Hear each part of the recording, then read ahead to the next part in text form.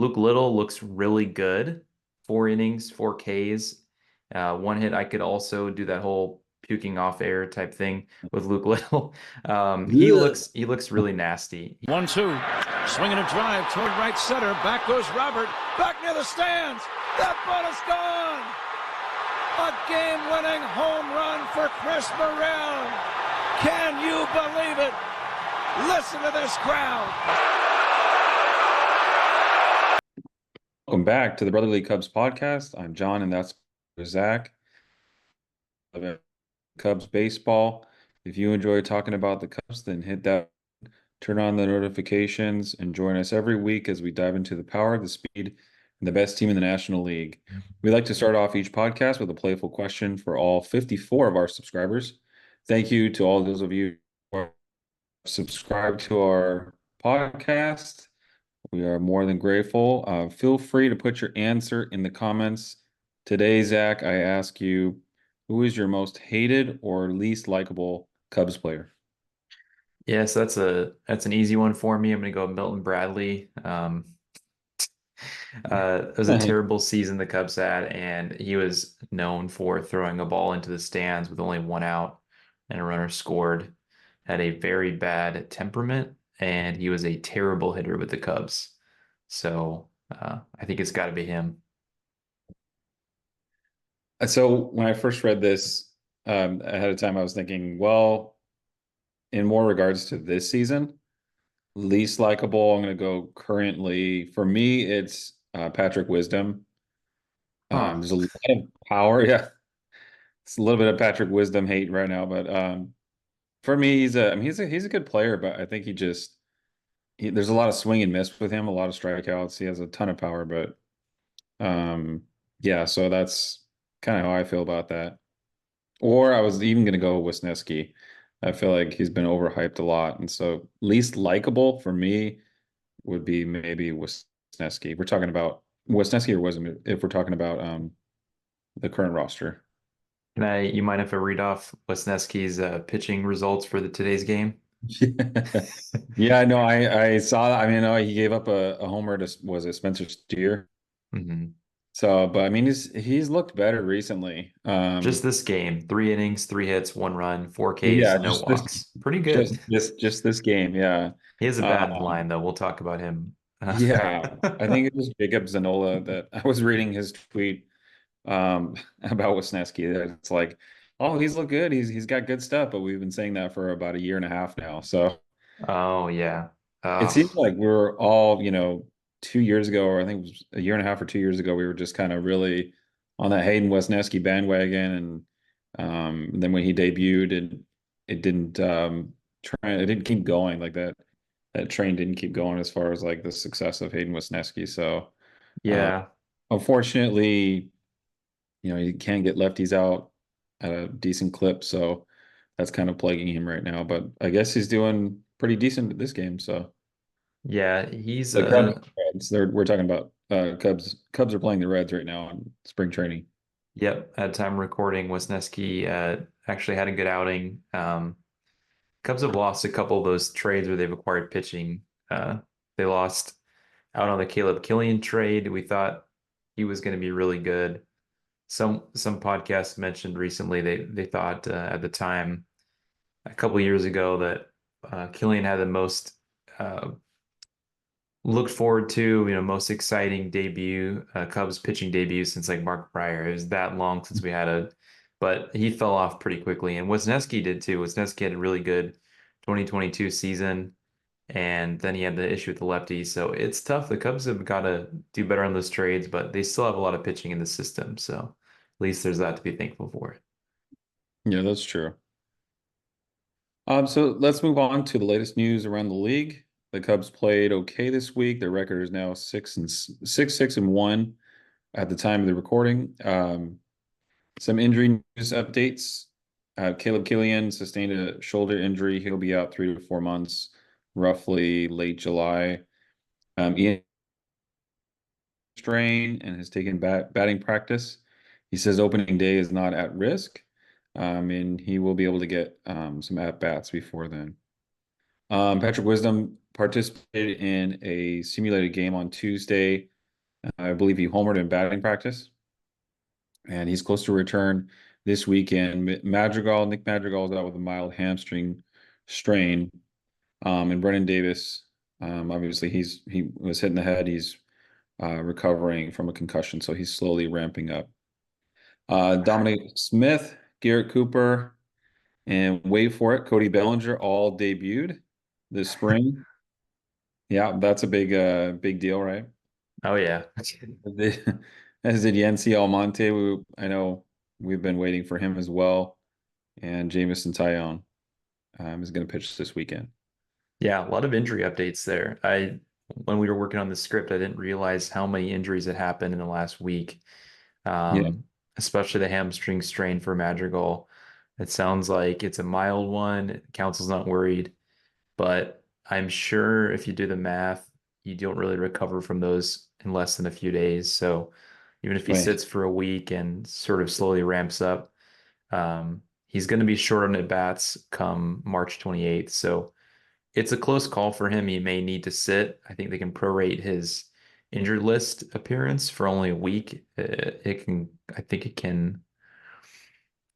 Is it 3 days? There's some kind of retroactive thing they can do with the injured list. I think it's 3 days. I know if they put you on the injured list, but you've been sitting for 2 to 3 days, they can retroactively put you on the injured list previous to the day they officially put you on the list. So I think that pertains to opening day as well. I think that's where that math comes in. So I believe Madrigal may only miss a week, which is not very much time if you think about it. Only 2 series. And the good news out of this, actually, there's quite a few pieces of good news, right? Almonte coming back and pitching an inning. We hadn't seen him yet this spring until just recently. Tyone, I guess, has been working on something with his stride, and he had an issue with his calf. So they were being very deliberate. It sounds like he'll be able to pitch a few innings. And then Hap is getting closer. I guess he's taking batting practice. He also had a hamstring strain, so I really hope he can get back in the lineup quickly because they're going to need his patience at the top of the lineup. Yeah, just to kind of backtrack a little bit on the injured list to backdate it. You were asking about that.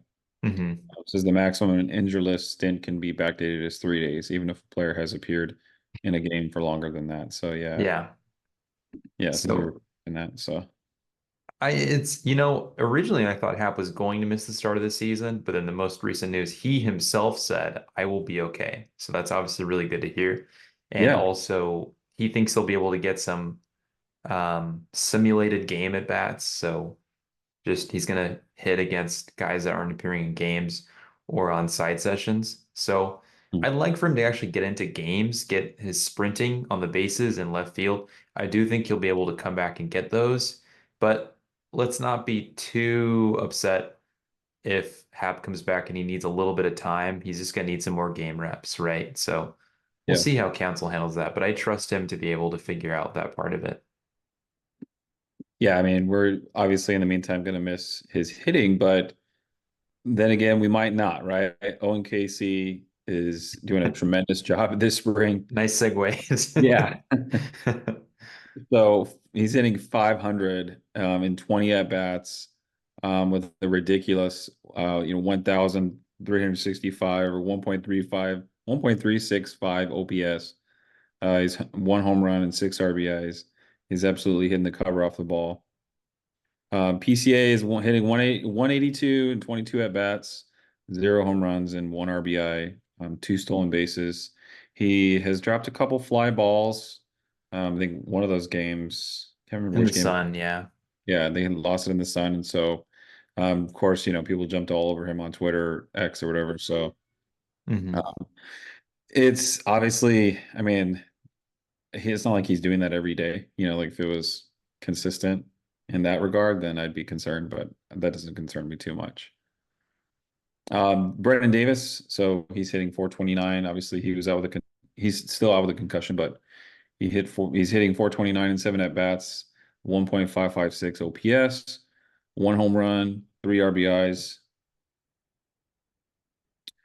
And then Morel, he's hitting 353, on 17 at bats, 1.068 OPS, 1 home run, 2 RBIs.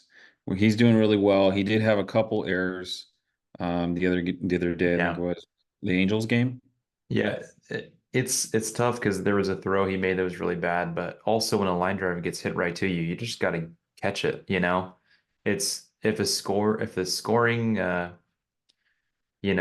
if there's a scoring mistake, whereas if it's a really hard hit line drive and he had to make a good play and he misses it and they called an error and it should have been a hit, that's one thing.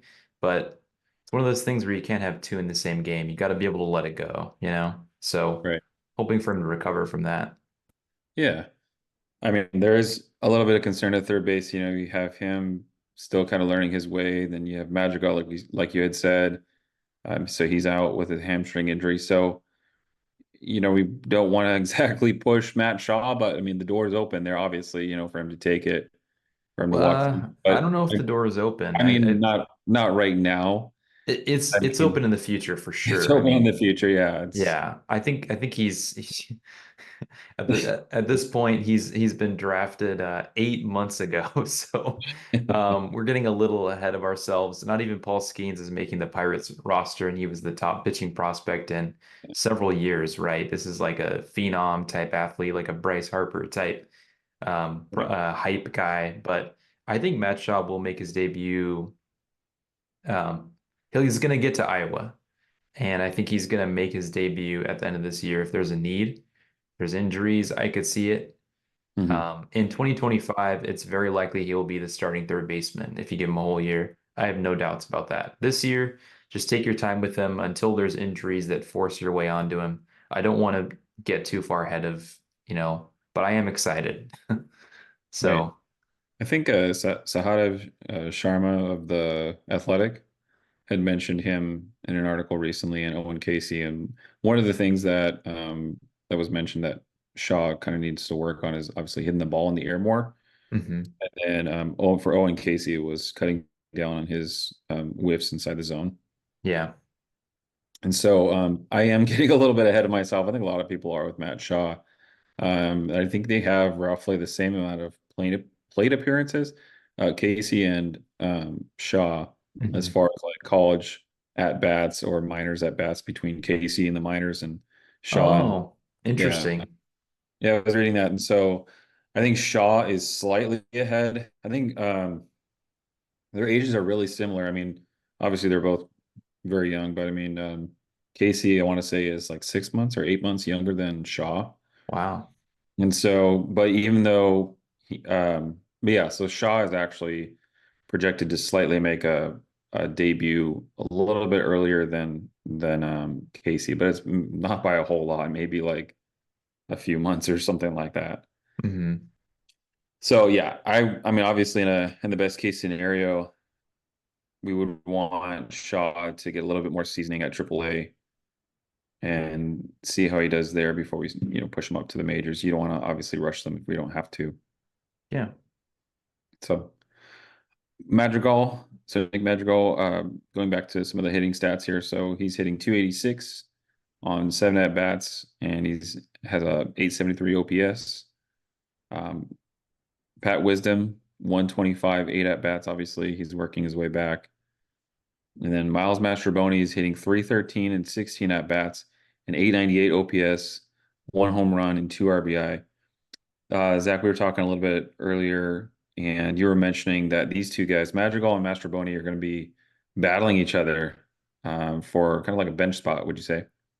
Yeah, if Morel, as we're projecting, is not going to be a good defensive third baseman, then um, Mastrobuoni actually has more experience being a utility infielder, and he's played all over the diamond. So I think he's going to be having a leg up over Madrigal. So Just because Mastrobuoni did not have a solid OPS last year. Madrigal had a better OPS overall, but Mastrobuoni is a left-handed bat. He's a decent third baseman, and what was the number? I think they were discussing on the marquee broadcast the other day that it was potentially one of the podcasts I was listening to. They said that Mastrobuoni was like 23 for 24 if you combine AAA and the bigs in stolen bases. So That's actually a really big skill set for him. And as an infielder, if you look at Nico Horner, he had 40 stolen bases. PCA is going to have at least 20 when he comes up at a minimum, because that's what he's going to do, right, when he comes up. So Mm. Mastrobuoni is going to be valuable in that sense as a pinch runner and potentially a late inning defensive replacement in that sense. So in terms of him and Madrigal, it's just going to be who can stay on the field longer in terms of their offensive output. But um, Madrigal has got another hamstring strain, so he has hamstring injuries, and they keep saying, "Oh, we think he's fixed it. He's bulked up, all this stuff, and he's back to another soft tissue injury." So I think Mastrobuoni has a slight leg up because he's a left-handed bat and he's more versatile and he's faster. And That healthier. yeah, he already hit a home run in spring training. I mean, Madrigal hit one like what one all last year. So Well, two, yeah, maybe two. I don't know. yeah, I mean, that bench utility role is there for the taking, but Madrigal needs to be able to, if not hit home runs, steal some bases. He's going to obviously have to have like almost a 300 batting average. He's going to have to hit doubles, and he's going to have to stay healthy too. So I think there's a lot more going against Madrigal than we're even led to believe at this point. I think even though he's still valuable in his defense at third, I'm not entirely Right. sold on him. I'd rather they trade him and invest in some other resources in this organization. I agree. I think, Nick Madrigal's defense is tremendous, but I think Mhm. it really boils down to offense. And, we can't, like I said, we were talking about this a few podcasts ago, how many balls are going to actually get to the outfield fence from Nick Madrigal? I mean, I don't know. Handful, A handful, yeah. You can count them couple on one handfuls. hand. Yeah, so and yeah, Mastrobuoni looks like he's bulked up this offseason. He looks like he has a little bit more pop in his bat. So I'm really looking forward to that. And I didn't think I would say that, a year ago that I'm looking forward to Yeah. Miles Mastrobuoni. I think a lot of people didn't really think that. So I'm really excited to see what kind of impact he can provide to the 2024 Cubs. So Matt Mervis, kind of moving along here. So Matt Mervis is hitting about 200 at 15 at bats, has not homered, and he has an 829 OPS. So Alexander Canario is hitting 158 and 19 at bats. Zach, what say you in regards to the pitching? We talked a little bit about Caleb Kilian, and he's injured. What else do you have to add to the Cubs pitching news? So for Killian, it's a teres major strain. I was just looking this up to make sure I had all the specifics. Um, Sounds like he'll be out till July, which really sucks. He's looking up a little bit, and I wonder if that will sort of open the door for someone else later. But in terms of starters, Jordan Wicks is looking pretty good. 8 innings, couple bucks on his ERA, 1.38 whip. My only concern was his last outing. He had very few strikeouts. So he actually had zero. He had 4 innings and zero strikeouts. And that's something to watch for. And another thing is 10 hits and 8 innings. I would like to see Jordan Wicks refine his breaking ball stuff, not necessarily his changeup, but I want to see him strike out more batters, right? I want to see that changeup against righties. I want to see the fastball up in the zone, and I want to see a breaking ball pitch against a lefty to get strikeouts. I want to see some of that, right? Another starter who's looked really good is Ben Brown, who oh, oh, five strikeouts. He's For disgusting. Ben his Brown is disgusting. absolutely filthy. Okay. I don't know if you've seen Are his you slider are you curveball. okay there? Do we need to reschedule the pod? No, I just looked at his stat line. I said, "Oh my God, are you kidding Yeah. me?" Now, the only Yeah. issue with Ben Brown right now is his walks, right? So he has a Mhm. 1.5 whip, and but I almost threw up on set there. He's not striking out like 10 batters in 5 or 6 innings, but when you see him performing against major league pitching, you know he's going to carve his way up at AAA next year and then make his way on. I think he's going to be a bullpen piece. But Mhm. I'm curious as to if he's going to still start games. Right now, they're actually not even treating him like a starter, at least in spring camp. But I'm sure he'll pitch some at Iowa as a starter and then potentially transition into a reliever that can do multi-innings, especially against righties too, right? And then we got to see how that changeup looks against lefties.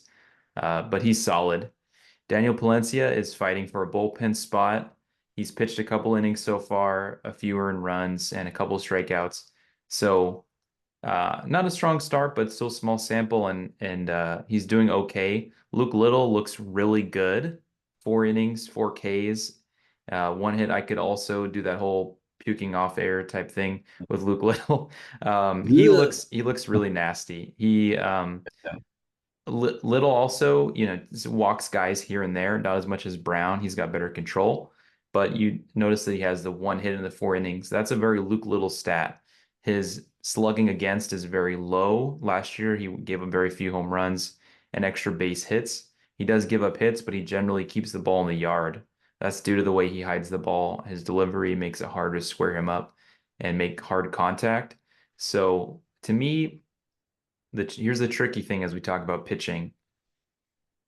The Cubs have Bleacher Nation, shout out Bleacher Nation. They recapped this. I thought this was pretty clean. They carved out about 6 names they thought they were going to make the bullpen. And I knew this was a problem, but I realized, Luke Little may not make the team because he's optionable. The optionable pieces in this bullpen are, they may end up starting the season in AAA. They may even be Javier Assad, who we thought was a lock to make the team. I do think he belongs on the team and he deserves to have a spot on this team. But Assad is optionable, Wesneski is optionable, Little, ditto him, Jose Cuas. I don't know, I don't think we talked about him, but he had he's so far 6 Ks in 4 innings and hasn't given up any runs. So the big thing for him is if he can control the strike zone, because if he can, I think he's a lock. The other guy we haven't highlighted here that I need to do next time is CJ Edwards. Although there's a 40-man roster spot he needs to claim, but the news about Caleb Kilian is very big because the Cubs will likely put him on the big league roster, transfer him to the 60-day injury list, so he'll get some extra money, which is nice.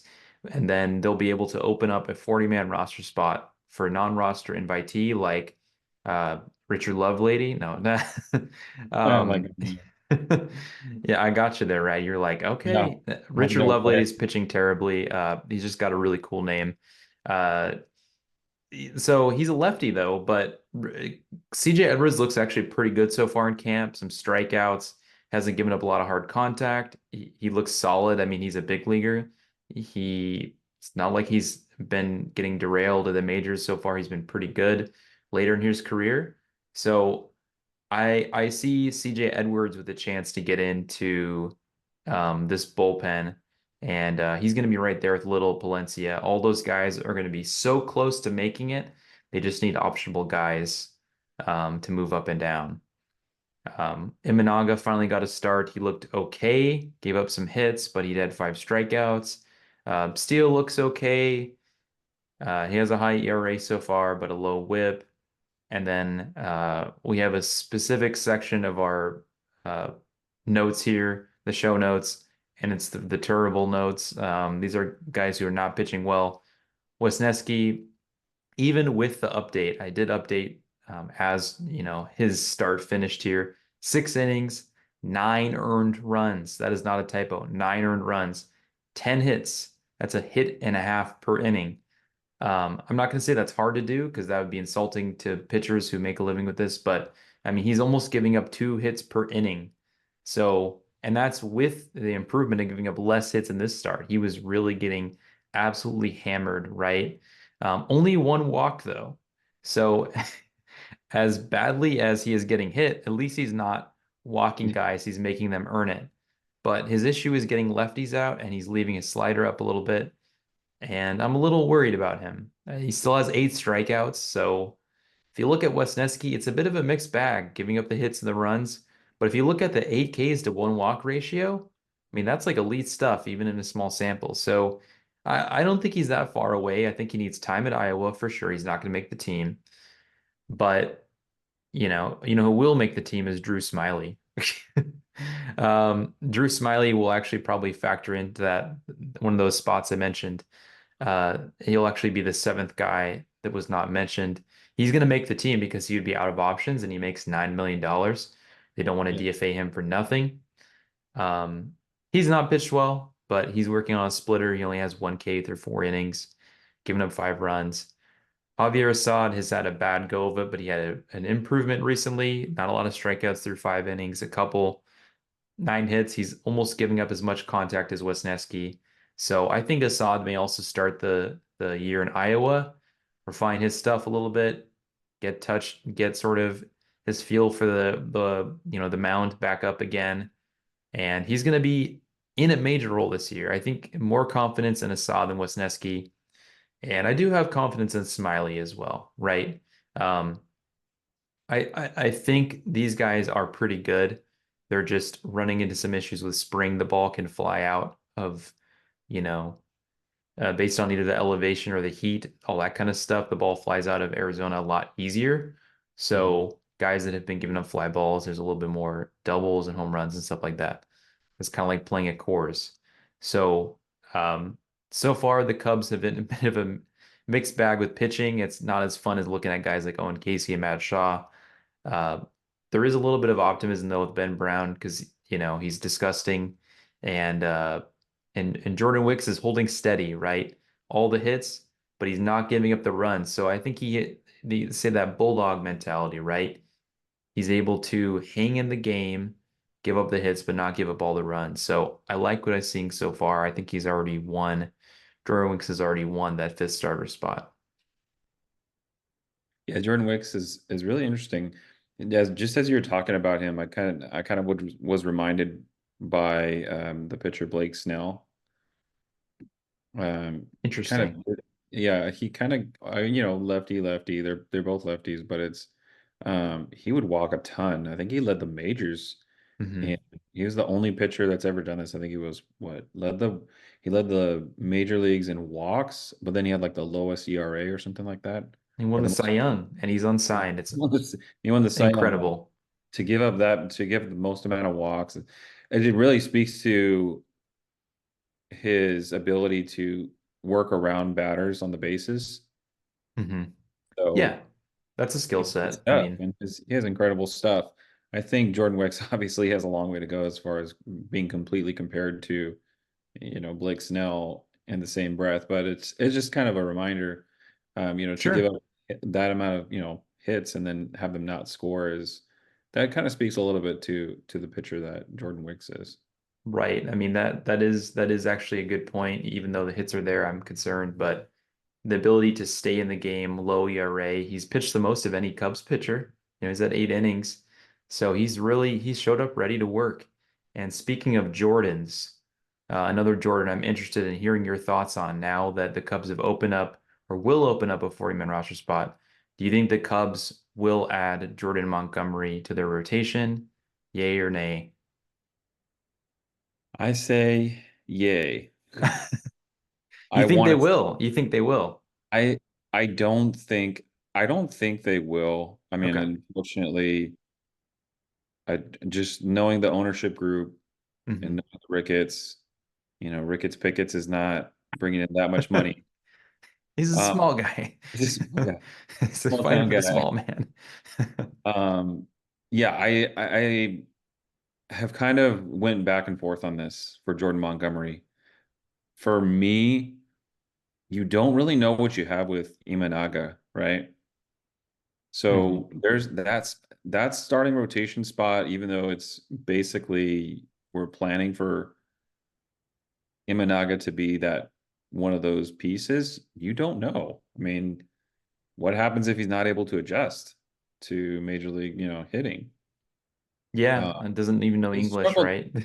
He's had a very small sample size, but so we'll see how he does. The point of kind of not adding him is, that I've heard a lot is there's a ton of lefties, right? You got Steele, you got Wicks, Imanaga. So to add in Montgomery I'm again, not buying that, man. that's a I am lot. not buying it. It's a lot of lefties. But I mean, he's an incredible talent, and Yeah. I think the way that that his price tag, the rumors that I'm hearing about his price tag, about how much he could be had for, is kind of disturbing, that the Cubs wouldn't at least be, one of those names along with the Red Sox or the Rangers to be mentioned at Yeah, least. It's a little bit disappointing, for but sure. I personally would love to add him to our rotation. I think the Cubs just won't do it though. I don't know about the lefties thing though. I think with Steele, Imanaga, and Montgomery, if you send Wicks to the bullpen, or send him back to And AAA. yeah, I don't, 3-3-2. I mean, look at the Dodgers. They had Kershaw, Urias, and I think at one point Tyler Anderson. I think I'm missing a lefty. I'm pretty sure. you or I I don't mean, know. I thought they had three lefties at one point, right? They did. They had a ton. Yeah, was it Wood? Yeah, they had Alex Wood. They had, Tyler Anderson.